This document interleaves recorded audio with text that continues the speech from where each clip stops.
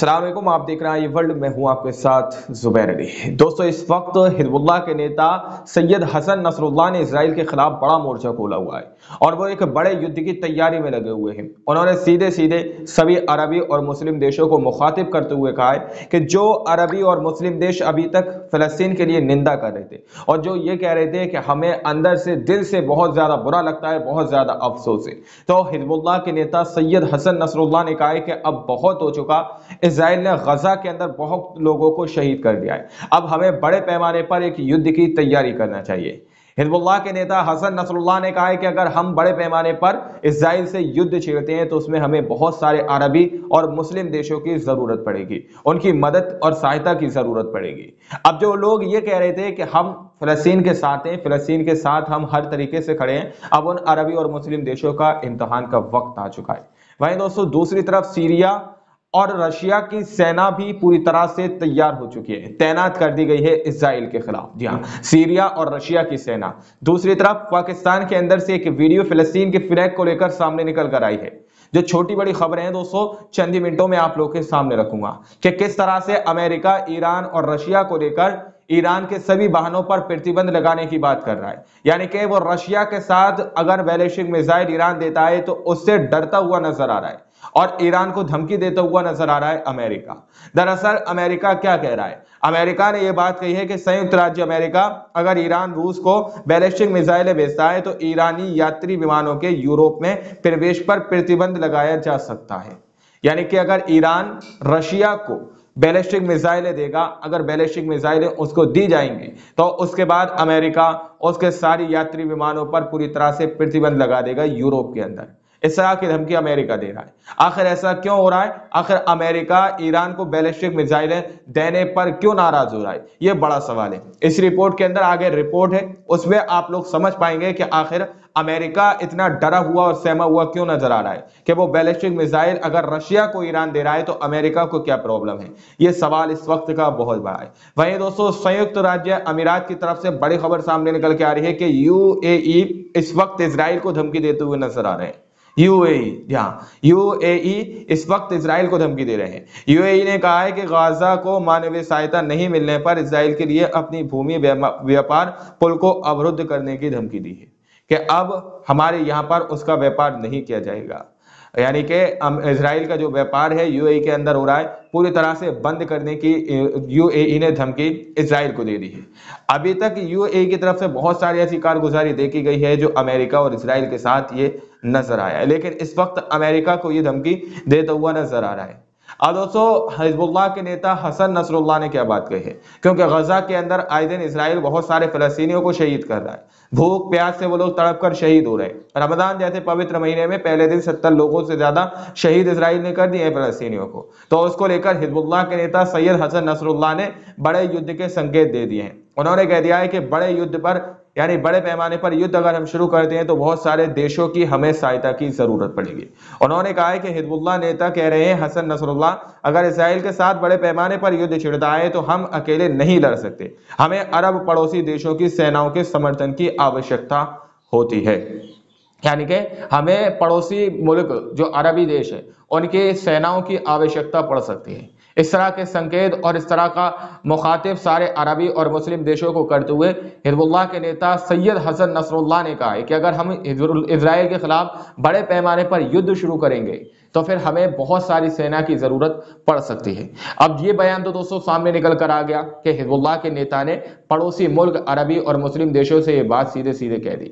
लेकिन इसी बीच सवाल ये बड़ा है कि अगर इन लोगों को फिलिस्तीन की वाकई में चिंता है, जो अरबी और मुस्लिम देश है, तो उनको पलटवार में इनडायरेक्टली सीधे सीधे हिजबुल्लाह के हसन नसरुल्लाह से बात करनी चाहिए कि हम अपनी सेना को किसी भी सूरत में, किसी भी हाल में आपको देने के लिए तैयार हैं, ताकि वो आगे बढ़ सकें और इजराइल के खिलाफ एक बड़े पैमाने पर युद्ध शुरू कर सकें। लेकिन मुझे नहीं लगता कि इस तरह से कोई अरबी या मुस्लिम देश सामने निकल कर आएगा, क्योंकि अभी तक तकरीबन 32 से 33 हजार फलस्तीनी लोग शहीद हो चुके हैं। अभी तक किसी भी मुस्लिम और अरबी देश ने इस तरह का कदम नहीं उठाया है। तो क्या आपको ऐसा लगता है कि ये हसन नसरुल्लाह के इस बयान के बाद किसी भी तरह की कारगुजारी, किसी भी अरबी या मुस्लिम देश की तरफ से की जाएगी? ये सवाल अपने आप में बहुत बड़ा है। अगर अरबी और मुस्लिम देश हिजबुल्लाह के नेता का साथ देते हैं तो शायद ये लोग एक बड़े पैमाने पर युद्ध इजराइल के खिलाफ छेड़ सकते हैं।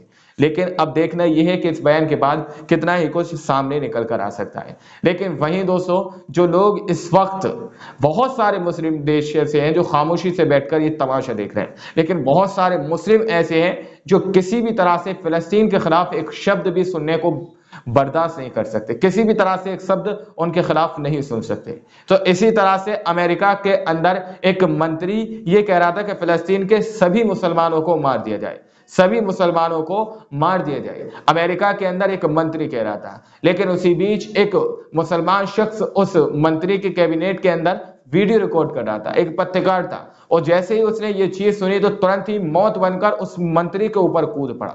आप लोग कुछ तस्वीर यहाँ पर देख सकते हैं। ये वो जिंदा दिल मुसलमान है जो फिलिस्तीन के साथ है।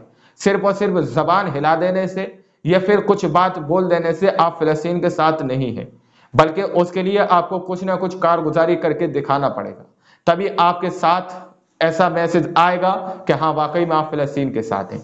तो ये शख्स एकदम मौत बनकर उस मंत्री के ऊपर टूटता है कि आखिर इसने ये कैसे कह दिया कि सभी फिलिस्तीनियों को मार दिया जाए। एक मुस्लिम शख्स की गैरत अंदर से जागी और उसने ये नहीं देखा कि ये मंत्री है या फिर कौन है, लेकिन उसने सिर्फ और सिर्फ डायरेक्टली उस पर जोरदार हमला करना शुरू कर दिया। रिपोर्ट आप लोग देख सकते हैं। इसके अंदर यह दावा किया जा रहा है कि देखिए, जब अमेरिका के मंत्री ने कहा कि अगर फिलिस्तीन के सभी मुसलमानों को मार दिया जाए, तभी वहां मौजूद एक मुस्लिम पत्रकार मंत्री पर ही कूद पड़ा। इंशाअल्लाह हम कल भी जिंदा कौम थे और आज भी जिंदा कौम है। इस तरह से बात ये लोग कहते हुए नजर आ रहे हैं। अब आप लोग समझ सकते हैं कि किस तरह से अमेरिका के अंदर ये साजिशें रची जा रही हैं कि फिलिस्तीनियों को खत्म कर दिया जाए, फिलिस्तीनियों को पूरी तरह से उनका नामो निशान मिटा दिया जाए। लेकिन बहुत सारे देश अभी भी खामोशी से बैठकर तमाशा देख रहे हैं। और ये वीडियो इस वक्त सोशल मीडिया पर बहुत तेजी से वायरल है कि एक जिंदा दिल मुसलमान ने किस तरह से मंत्री के ऊपर हमला किया है। दोस्तों, इसी बीच आप लोगों को सुनकर शायद थोड़ी देर को एहसास होगा और बुरा भी लग सकता है, और आप लोग एकदम अचंभे में पड़ सकते हैं कि दुनिया के अंदर सबसे बड़ा और सबसे पहला एक वाहिद देश रशिया है जिसने सबसे ज्यादा फिलिस्तीन की मदद की है, ऐसा रिपोर्टों में कहा जा रहा है। रिपोर्ट के अनुसार दावा यह किया जा रहा है कि रूस अब फिलिस्तीन को सहायता प्रदान करने वाला सबसे बड़ा गैर मुस्लिम देश है। रूस सबसे बड़ा गैर मुस्लिम देश है इस वक्त फिलिस्तीनियों की सहायता करने वाला। अब आप लोग समझ सकते हैं, ऐसे वक्त में, इस वक्त में दुनिया के अंदर चारों तरफ मुस्लिम और अरबी देश है, लेकिन गैर मुस्लिम देश सबसे बड़ा देश रूस बताया जा रहा है, जो अभी इस वक्त सबसे ज्यादा फिलिस्तीनियों की सहायता कर रहा है। उसी बीच दोस्तों, न सिर्फ फिलिस्तीनियों की सहायता करते हुए खाने पीने की चीज रूस भेज रहा है, बल्कि उसने अब अपनी सेनाओं को तैनात करना शुरू कर दिया है। रूस और सीरिया की सेना अब इजराइल के सैनिकों पर पूरी तरह से अपनी निगाह गड़ाए हुए है। इजराइल के सैनिकों की घेराबंदी करने पर पूरी तरह से आमादा हो चुके हैं। इजराइल की सीमाओं के पास जाकर रूस के सैनिक और रशिया के सैनिक और सीरिया के सैनिक दोनों जाकर इजराइल की सीमाओं के पास खड़े होकर इजराइल के सैनिकों पर निगरानी कर रहे हैं। रिपोर्ट में यही दावा किया जा रहा है। रिपोर्ट में कहा जा रहा है कि रूसी और सीरियाई सेनाओं ने इजरायली सीमा के पास गोलान हाइट्स में इजरायली बलों की निगरानी के लिए नए स्थान विस्थापित किए हैं। यानी कि सीरिया और रशिया की सेना ने इजरायली सीमा के पास नए स्थान बनाए हैं ताकि वो इजराइल के सैनिकों पर पूरी तरह से निगरानी रख सकें। अब आप लोग समझ सकते हैं, रशिया एक गैर मुस्लिम देश इस कदर फिलिस्तीनियों की मदद कर रहा है, लेकिन बहुत सारे देश अब भी उनकी गैरत नहीं जाग रही कि फिलिस्तीनियों के साथ एकजुटता दिखाएं। गैर मुस्लिम देश जैसे आप लोग देख रहे हैं किस तरह से फिलिस्तीनियों की मदद कर रहे हैं। वहीं एक मुस्लिम देश पाकिस्तान की तरफ से एक ऐसी तस्वीर सामने निकल कर आई है जो आपको चंद मिनट के लिए, जिसको देखकर आप लोग दंग रह जाएंगे, सन्न रह जाएंगे कि एक मुस्लिम देश के अंदर से इस तरह की तस्वीर सामने निकल कर आना अपने आप में कई बड़े सवाल खड़े करती है। क्या पाकिस्तान फिलिस्तीन के साथ नहीं खड़ा? इसी तरह की तस्वीर पहले सऊदी अरब के अंदर से निकल कर आई थी, जहां पर काबा के पास एक शख्स फिलिस्तीन का झंडा लहरा रहा था, तो उसी वक्त क्राउन प्रिंस मोहम्मद बिन सलमान की पुलिस ने उस शख्स को महज इस वजह से गिरफ्तार कर लिया कि उसने फिलिस्तीन का झंडा उस जगह पर लहराया है। लेकिन उसी तरह की तस्वीर पाकिस्तान के अंदर से भी निकल कर आई है।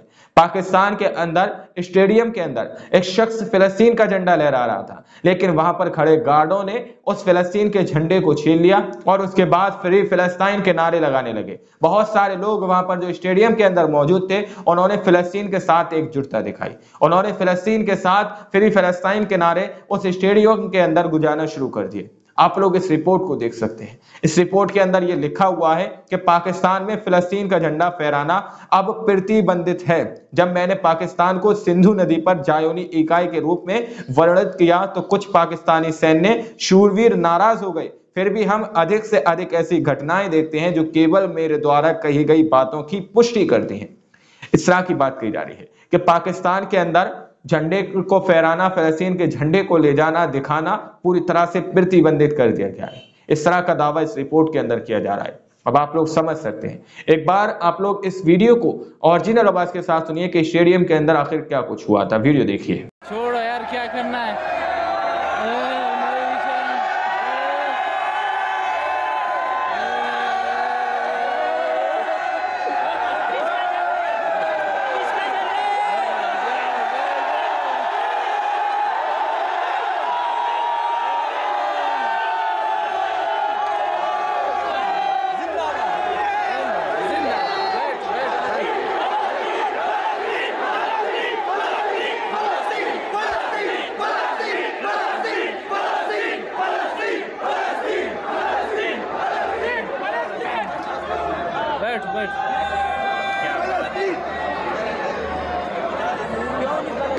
तो ये तस्वीरें पाकिस्तान के अंदर की बताई जा रही है, एक स्टेडियम के अंदर की बताई जा रही है, जहां पर देखने आए लोगों ने फिलिस्तीन का झंडा फहराया तो वहां पर खड़े गार्ड ने उस झंडे को छीन लिया। जिस झंडे को छीनने के बाद वहां के बैठे लोगों ने फ्री पैलेस्टाइन के नारे लगाना शुरू कर दिए। ये तस्वीरें मुस्लिम देशों के अंदर से सामने निकल कर आ रही हैं फिलिस्तीन के लिए। अब ये सारी तस्वीरें आप लोग देखिए, समझिए कि आखिर कितना ही समर्थन फिलिस्तीन के लिए मुस्लिम या अरबी देशों से सामने निकल कर आ रहा है।